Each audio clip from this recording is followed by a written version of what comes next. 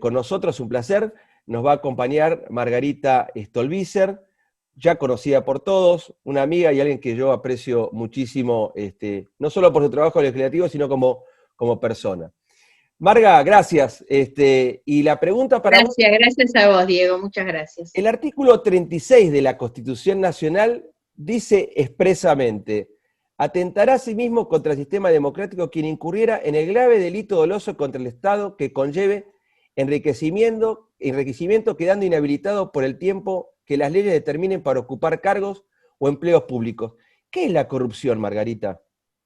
Sí, además viene muy a cuento el artículo de la Constitución que vos lees, que es de lo que nadie habla realmente, porque ahí tenemos un ingrediente muy importante, primero que nada, que pone justamente a los delitos en contra de la administración pública con una jerarquía constitucional, si se quiere, y eso estaría obligando a todos los jueces naturalmente a tener que aplicar esto. A mí me parece realmente trascendente que ese artículo establezca la inhabilitación para ocupar cargos públicos, ¿no?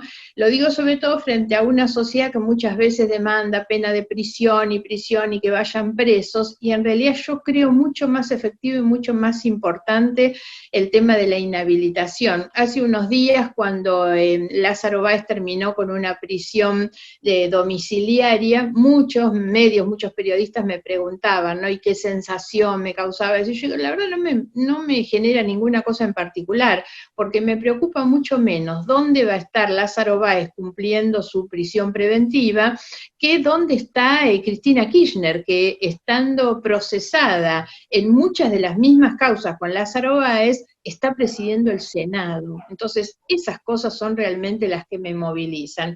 Sobre la corrupción se podrían decir muchas cosas, hay naturalmente algunas definiciones, no hay tantas dentro de la legislación, porque dentro de lo que es la corrupción, por supuesto que lo que se reconoce es un comportamiento ilegal, un comportamiento afuera de las normas, que implica en todos los casos la participación de dos personas, y se trata, por supuesto, de un intercambio de favores o una compensación económica que se da, o un beneficio de tipo personal de un funcionario que, aprovechando su posición de poder, obviamente obtiene ese favor o esa compensación. Ahora, son varios los delitos que componen, digamos, este comportamiento de la corrupción.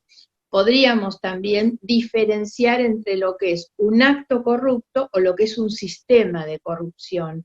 Lamentablemente en la Argentina llevamos muchos años con un sistema demasiado enquistado, donde no se trata de un acto, de un hecho aislado, sino de qué manera se utiliza el funcionamiento y la maquinaria del Estado para una sucesión de actos que terminan, por ejemplo, con el aspecto más visible, que es el enriquecimiento ilegal de un funcionario, y es al que hace referencia justamente el artículo 36 de la Constitución.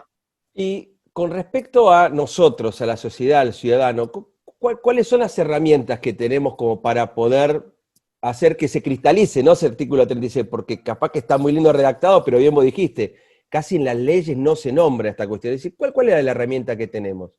Sí, no solo eso, a mí me parece que desde la sociedad lo que tenemos que hacer es pensar en reconstruir una cultura de valores humanos y morales, ¿no? Y hacerlo en un sentido positivo. No se trata simplemente de perseguir la corrupción, eso por supuesto que está muy bien, pero a veces me preocupa cuando dirigentes políticos dicen, bueno, de la corrupción que se ocupe la justicia.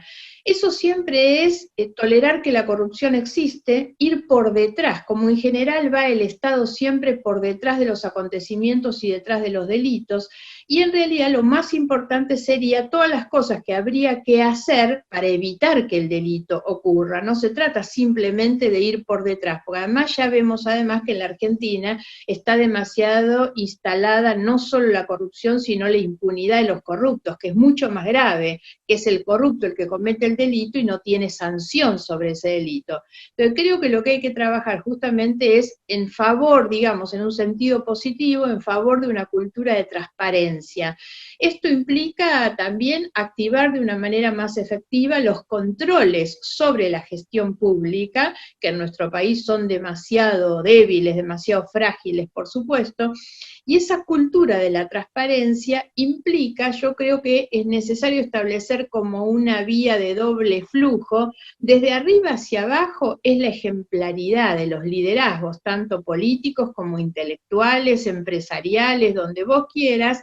Es necesario empezar a derramar la ejemplaridad para poder instalar un sistema de convivencia distinto y de normas de convivencia distintos. Ahora, eso no se puede hacer solamente en ese sentido, digamos, de arriba hacia abajo, sino hay de abajo hacia arriba una correspondencia en el sentido de una sociedad que genere incentivos. Los incentivos son todas aquellas cuestiones que la sociedad hace para realmente premiar o castigar las buenas o malas conductas. Lamentablemente en la Argentina también faltan esos incentivos. No hay un incentivo de distinción sobre los que se portan bien o mal. Bueno, al contrario, en la Argentina parece que los que se portan mal vuelven a ser votados, ¿no? Y los que podrían pasar, digamos, habiendo cumplido con gestiones de manera transparente y respondiendo a las cosas que se esperaban, son los que aparecen menos votados. Marco lo del voto porque en el político el principal incentivo es el voto, digamos. Claro. Entonces, si el político hace todas las cosas mal, o porque no trabaja, o porque se enriquece ilícitamente, y lo vuelven a votar, nunca va a haber un incentivo para que esa persona se porte bien, digamos. Entonces creo que la sociedad tiene que ser generadora de esos incentivos, digamos, en el control de la gestión, por supuesto, pero también en la promoción de los premios y los castigos según se merezcan, bueno, por quienes ejercen sobre todo las funciones de representación. A mí me preocupa mucho el bajo nivel de credibilidad y de confianza social que tienen en general las instituciones públicas y en particular las de representación, el Congreso, que es donde están las personas que la gente vota, ¿no? Y que no funcione ese sistema de representación y el ciudadano no confíe ni siquiera en aquellos a los que elige para representarla.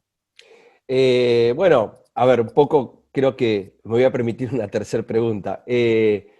Vos dijiste, es como que cuando te votan pareciera que es el juicio popular. Si salís ganando con los votos, pareciera que tenés una inmunidad o te han dado se ha hecho justicia por intermedio del voto. Creo que eso es un mensaje malo también de la sociedad, ¿no? Es decir, porque terminás premiando Es muy malo, y fíjate que el presidente de la Nación, no hace mucho tiempo atrás, impulsando el tema de la reforma judicial, entre otras barbaridades que dijo, en algún momento dijo, bueno, yo ya mi programa lo presenté cuando me presenté en la elección, y si me votaron es porque votaron esto, digamos, como si el voto fuera un cheque en blanco para que el que llega puede hacer lo que quiere, lo que se le canta, y por supuesto que no, por eso hay que reformular ese contrato de representación entre quien elige y quien es elegido.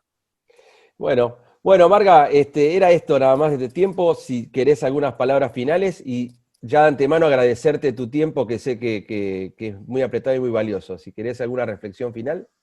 No, lo que creo, sobre todo en estos tiempos en que se discute una reforma judicial, por ejemplo, que creo que es una reforma que no sirve para nada, lo hemos conversado con vos y vos tenés una posición muy clara en esto, además de que no sirve para resolver los problemas que tiene la persona común en relación a la justicia, que son muchos, también se debería aprovechar para impulsar, digamos, entre otros fueros, yo vengo empujando por una justicia ambiental, por ejemplo, hay varias cosas, el juicio por jurados, hay varias cosas, pero entre otras creo que es una buena oportunidad para discutir una justicia criminal anticorrupción. ¿Y esto qué quiere decir? Para evitar la impunidad, por ejemplo, que un funcionario procesado por corrupción no pueda, cuando tiene un doble conforme, sin necesidad de que se exijan más instancias de conformidad, con un doble conforme ya no pueda o quede inhabilitado para ocupar cargos públicos, y además que la sentencia condenatoria del doble conforme sea suficiente. No le pueden permitir a un funcionario imputado de corrupción tener tanta cantidad de recursos durante el proceso que terminan haciendo absolutamente ilusoria una condena. Por eso solo el 1% de los casos de corrupción en la Argentina llega a tener una condena. Entonces hay muchas reformas que se pueden hacer. Fíjate que en la Argentina hay legislación de protección al denunciante, testigo protegido, al delincuente arrepentido, y no hay protección al denunciante, por ejemplo. Exacto. Y eso naturalmente que disminuye mucho las chances de que alguien denuncie. Bueno, Sí, son sí. varias las reformas que se podrían y se deberían hacer.